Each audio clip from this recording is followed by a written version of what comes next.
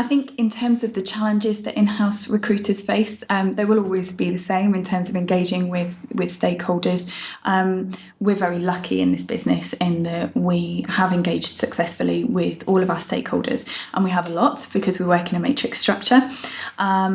What that has allowed us to do and the opportunity that has given us is for us to manage the process more effectively. So we can take the weight off those stakeholders a little bit in terms of the responsibilities they have in the recruitment process. And it's allowed us to make sure that we're controlling all aspects so that we can meet all expectations in terms of the business and the SLAs that we have with our stakeholders, but also the SLAs and the agreements that we have with external suppliers such as agencies and that kind of thing. Our plans certainly are to continue to grow.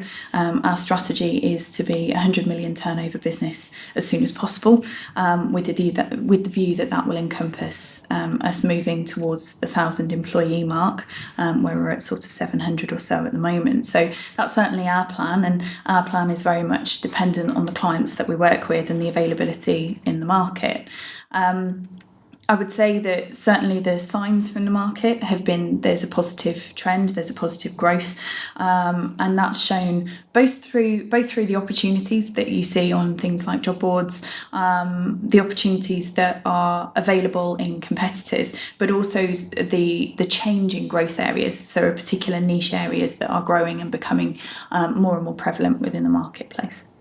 We will always have a requirement to use agencies. One of the things that distinguishes us as a business is the fact that we are able to be very agile. So we're able to respond to quite large client demands very, very quickly.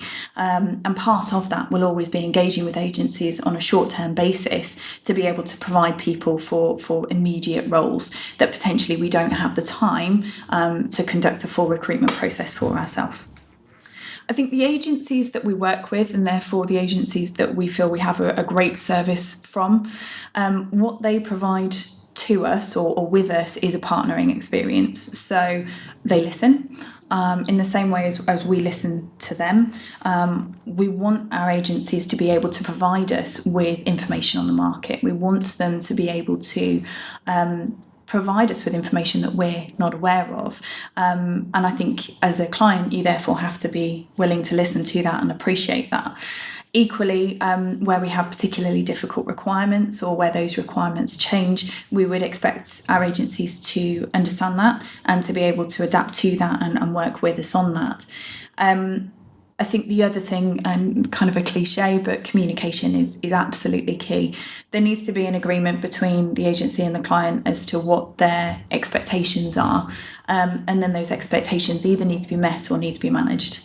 I don't think we face any specific challenges in terms of our industry and the recruitment of individuals. As we've mentioned, they tend to have quite niche skill sets. So maybe the main challenge would be that there aren't a huge amount of the people that we're looking for across all disciplines, really. What we look for is quite specialised.